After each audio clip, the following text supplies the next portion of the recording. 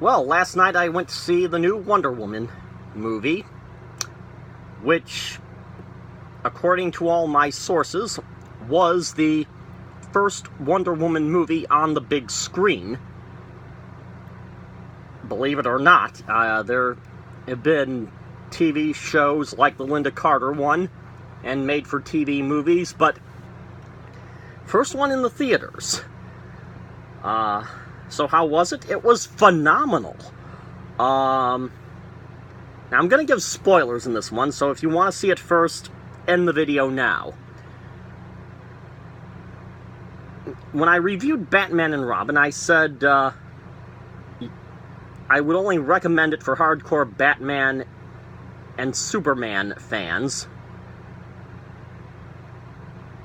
And I still stand by that. They're the only ones like it, but this one is one I think you can appreciate even if you're not a Wonder Woman fan or a superhero fan.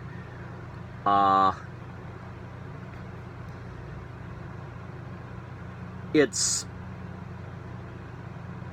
to start off with, who's the better Wonder Woman, Lynda Carter or Gal Gadot? Pros and cons. From what I recall, Lynda Carter seems to be more grounded, have her convictions determined, and Gal Gadot's Wonder Woman is still finding herself. But that's a good thing in its way. It has the flaws of heroes. She's much more badass when it comes to fighting bad guys. I mean, Lynda Carter, it may have been fun to watch her fight, but you knew why you were watching that show at any rate. You watched it for what she was wearing. So, I'd say, hands down, Gal Gadot is the better Wonder Woman. Steve Trevor was played by Chris Pine. He did an excellent job. I'd say better than Lyle Wagner. So, another advantage this one has to the TV series. Story is very interesting. Good moral message. I mean, messages about the good and the bad and the people and free will really got me thinking, how I all think about that. So, on that front, good.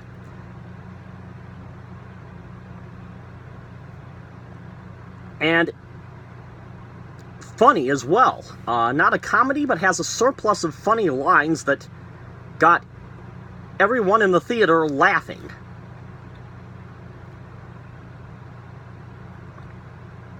Now,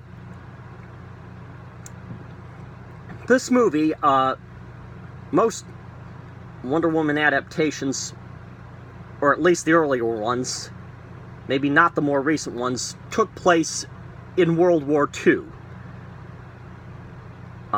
This one actually takes place in World War I. Starts in the 20th century, flashes back for the bulk of the film to World War I, and then right at the end just fast forwards back to the 21st century. So, and she's still alive because she's a goddess. So that explains things. But I'm a history buff. World War I is my favorite, or one of my favorite areas to cover. I like World War II, but World War I find more interesting. And a historical accuracy, actually. The number 2 villain, who at first you think is the number 1 villain, but after he gets killed, the real main villain shows up. Number 2 villain, Erich Ludendorff. He was the main German general in World War I. Of course, in real life, he wasn't killed by Wonder Woman in the war. In real life, he lived a good 15 years after the war. But, you know, great. And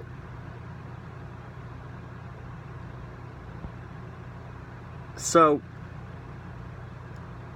and also in this one, Wonder Woman, Steve Trevor is British, not American, and, you know, he and Wonder Woman are helping the British army. But again, that's... so what? So, awesome movie. Hopefully there will be a sequel, because this movie really requires a sequel. For one, Diana is never... she never takes the Wonder Woman name. No one calls her Wonder Woman. And of course there has to be more to her story than World War I, so let's look forward to that. There's... of course, before the movie, I saw some trailers of some upcoming movies. One was a Justice League, which will have Gal Gadot as Wonder Woman and Ben Affleck reprising his role as Batman and a few other DC characters. It'll have a version of Robin in it. And one that I might just see is called 47 Meters Down, and it stars Claire Holt, who was Emma in H2O Just Add Water, the Australian mermaid show that was on Nickelodeon. So it looks like she has come to the American circuit, which makes me excited for her, and being that I was a fan of that show, I would like to follow her into the next plateau of her career. But anyhow, that's Wonder Woman. Amazing movie. See it.